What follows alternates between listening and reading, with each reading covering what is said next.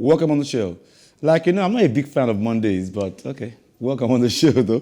Plus Sports and Plus TV Africa. My name is Wale Scott. And, Mukael, you mentioned it, though, that despite the fact that fatigue could set in, that was on Saturday's show, the fatigue could set in with Manchester City. But you also mentioned that even your Chelsea, fatigue could set in. It did. It did. A lot of the big clubs, Liverpool, Chelsea, Manchester City, these three clubs have been playing at a high level for so long throughout the season. They've not been able to drop points without worrying that the other team was going to pick up points and quickly take over the number one spot on the table. Manchester City had dropped points earlier in the season, at the very beginning of the season, which is actually typical of champions. They drop points in the beginning of the season, then they pick up their rhythm. We'll talk about that later, but there's a relief for you today, this morning. There's a relief. I'll show you that later. Okay. Now, the Falconets continued their impressive display from the second round by hammering host Congo 4-0 in the first leg of their FIFA Under-20 Women's World Cup African qualifying third-round fixture in Brazzaville on Sunday. The results put the two-time World Cup silver medalist in a commanding position ahead of the return leg in Nigeria in 2 weeks' time.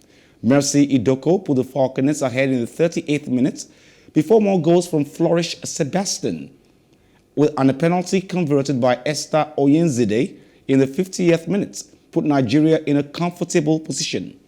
Now, 5 minutes later, Deborah Ajibola scored the fourth goal to be the Nigerian ladies out of the reach of their hosts. Chris Danjima's girls completely dominated proceedings at the Stade Alphonse Massamba debate and could have been up earlier. And the 38th minute, when Idoka, who accounted for 4 of the 11 goals that drowned Central African Republic, put them in front against the hosts. To reach the third round, the Falconets had thumped their counterparts from Central African Republic 7-0 in their first leg encounter in Douala, before wrapping things up at a stroll in Lagos with a further 4 goals to the kitty. Congo drew 1-0 with Egypt's under-20 girls in Cairo and then won the return 3-1 in Brazzaville to be eligible for the fixture with the Falconets. The second leg will hold at the Mobolaji Johnson Arena, Lagos, on Saturday, December 18th. Now, Mukael, basically, you mentioned on Saturday, and you mentioned regularly, how we don't lack talents in Nigeria. Football talents, or whatever sport it is.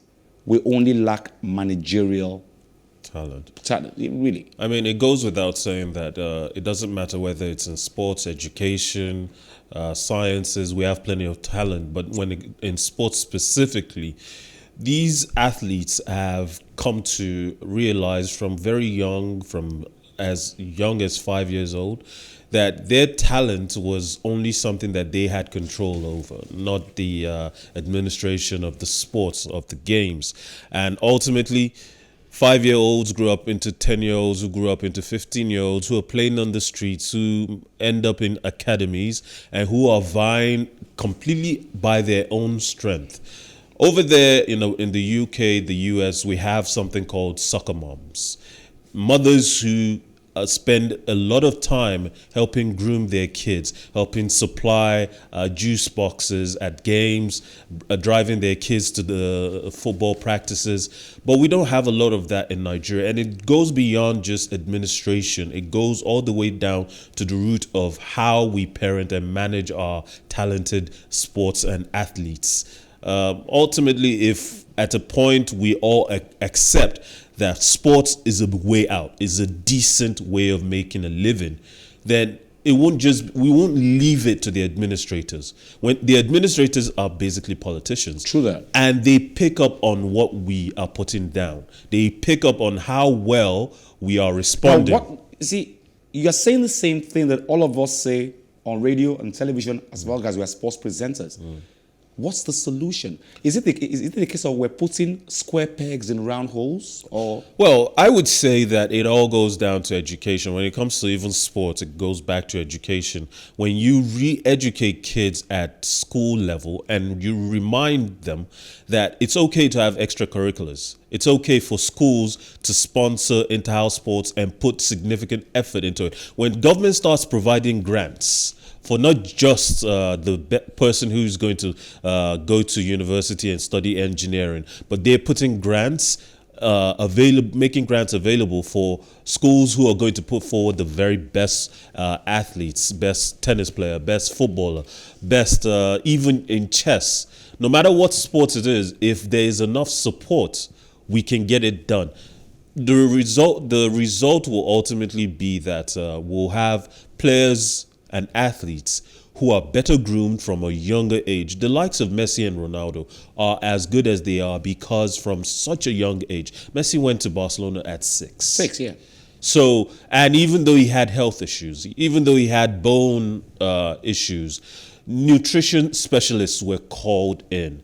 Geneticists. The best of everything was called in. At 6, who invests in a 6-year-old with such frailty in their legs? The likes of Xavi and Iniesta were not deemed as suitable for the English game, but the Spaniards saw something in them, so that regardless of their sizes, they could be giants. They were talented in technique, and that was enough to meet the requirement. If we come up with a philosophy in our sports, no matter what area of sports it is, if we accept that these athletes, they can catch up to the best in the world if they're trained at a young enough age and they have enough interest and passion. You reinforce passion. Passion can wither, but you have to reinforce it.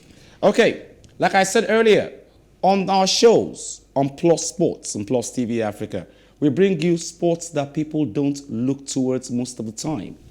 We bring you cricket, steady, yeah? Mm-hmm. But Chelsea have a reprieve from the weekend. They lost to West Ham 3-2. But the Women's FA Cup takes place regularly, annually, in England. And of course, the two teams that we all know that do so well in the women's football has always been Chelsea and Arsenal. They invest so much in their female.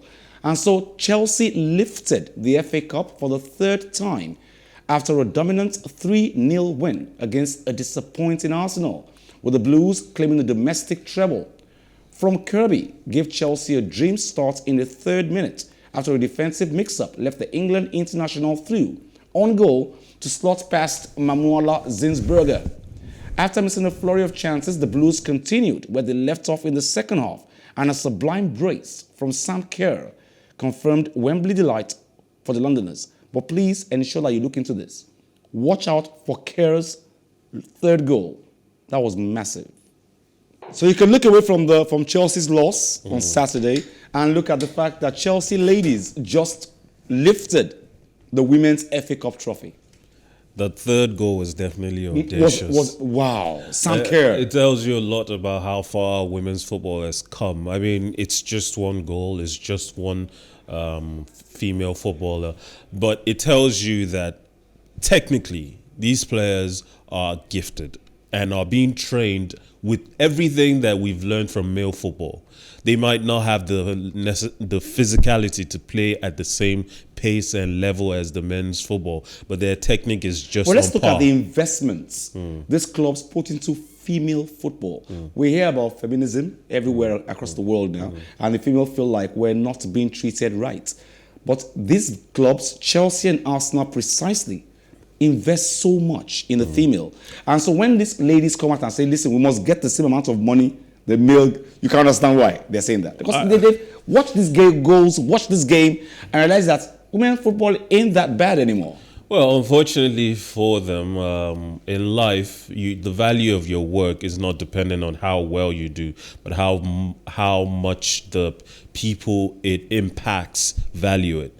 It's the buyer that sets the value, not the seller. I'm seller.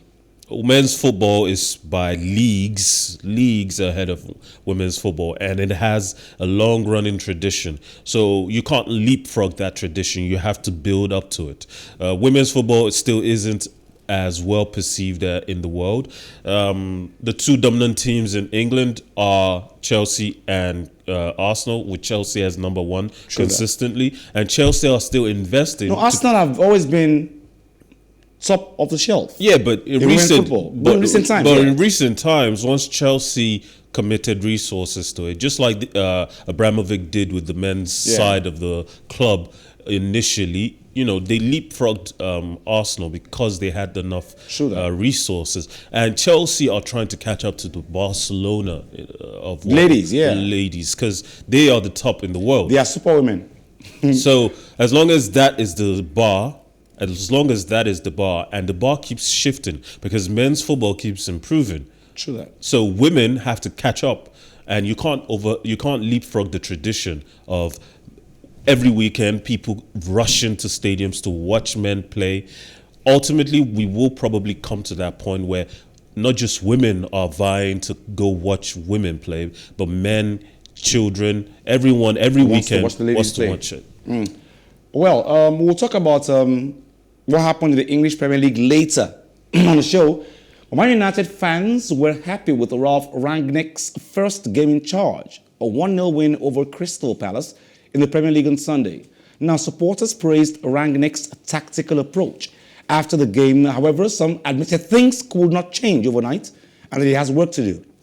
63-year-old was announced as Ole Gunnar Solskjaer's successor earlier this week, but was made to wait for his debut after issues obtaining. Now, let's look at the English Premier League results, but let's start with Manchester United against Crystal Palace. I have been a Manchester United fan since I was 8. And it's been a long time I saw them play that Gengen pressing thing that Rangnick has brought. I have not seen them play like that in a long time. They pressed Crystal Palace like forever. Yeah, they were unlucky to only get 1 goal though, but like forever.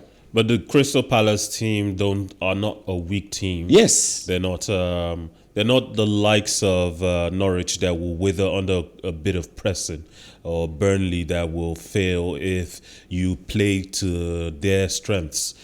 Ultimately, I think Man United will get better. All this debate over weeks about whether Ronaldo can press or not. Every time I watch him, he's pressing. Every time I see him play, he's leading from the front and calling other players, calling Bruno Fernandes, calling Rashford to come step forward. up their game, yeah. Step up and press from the front. So I don't know where the notion that Ronaldo can't press. And throughout his career, every time they say Ronaldo is a one type of player, he can't do this, he goes out and does it, and he doesn't stop doing it. And what Rangnick says is that his Gengen pressing style of play means that when you lose the ball, don't fall back. What we used to say when we were young in Lagos, we would say, if you miss the ball, don't miss the leg. So if you miss the ball, go back to get the ball. And it's a wise decision. And that's what I was wondering when he brought in Elanga. Instead of Ahmad. I was wondering why not Ahmad, but I realized that Elanga could actually mark more, and he wants you to mark actually. Still with the ball, still Amano. He wants to play football. Amano, 1 man to 1 man. It's a good tactical approach because as long as the back line does not go beyond the halfway line, when you press from the front and everybody pushes up, there's less likelihood that you're going to get beat on the counter through a long ball, to, one route pass to a striker. Because as the forwards are moving forward, the midfield is following suit, and so is the defense. And you're forcing the striker to have to move back as well to gain an onside position. Okay, now we've spoken about West Ham against Chelsea already. Let's look at Liverpool. Got a slight win. Yes. Slight, I call it. Everybody got a slight win except Chelsea this weekend. Who had 5 goals in their game. Even Manchester City did not dominate extremely. They still conceded a goal. And as you can see there... Tottenham made it happen. Yes. 3-0, which was impressive. I hadn't seen a 3-0 win for them. In a long time. In a long time. Aston Villa got a pass against Leicester City. Okay, now Patrick Schick scored 4 times as Bayer Leverkusen steamrolled rock-bottom Greuther Furth 7-1 in the Bundesliga. The Czech propelled himself to second in the league's scoring charts on 12 goals above Erling Haaland, but still 4 behind Robert Lewandoski. Amin Adi, Edmund Tapsoba, and Pierre Nkapie also found the net, as third place Leverkusen ended the weekend 4 points ahead of 4th spot. This is the Bundesliga, and people are breaking records. There's actually somebody who is higher than Erling Haaland in the Bundesliga, but that's 1 goal behind Robert Lewandowski. Haaland has just come back from injury, and he's Dortmund are going through some hard times right now. The match against Bayern Munich over the weekend, we saw how Dortmund always step up, and nowadays it seems like it's a battle between Lewandoski. Let's see it now. Robert Haaland. Lewandowski scored twice as Bayern Munich edged a controversial Klassiker with Borussia Dortmund 3-2 in the Bundesliga. Now, Julian Brandt gave BVB a dream start when he fired home after 5 minutes. But Lewandowski slotted in the equalizer not long after, before Kingsley Coman made it 2-1 to Bayern. Now, Erling Haaland called in a brilliant leveler of his own shortly after the break, only for the champions to win a penalty via a dubious handball call against Mats Hummels. Lewandowski tucked away the spot kick to give Bayern 4 points at the top and leave Dortmund fuming at full time. Borussia Dortmund against Bayern Munich is not more of a Bundesliga match. It's more like a grudge match, bragging rights kind of match. Yes, it's almost a derby, but yes, it's not exactly. Only because it's called the Klassiker in Germany. But I think we can always. It's one of those games that you can always look forward to anytime it's coming up. The El Clasico, the Super Classica. This is just one of those that you look forward to every time. Even just one coach got a red card. Bukayo, thank you very much. Always. Join us same time tomorrow, same station. Plus Sports and Plus TV Africa. I'm leaving you with NBA. Chicago Bulls continue their impressive form and won yesterday's game. My name is Wally Scott. Till tomorrow morning, like I always advise you at the end of every show, if not for anything, at least for your heart, do some sports.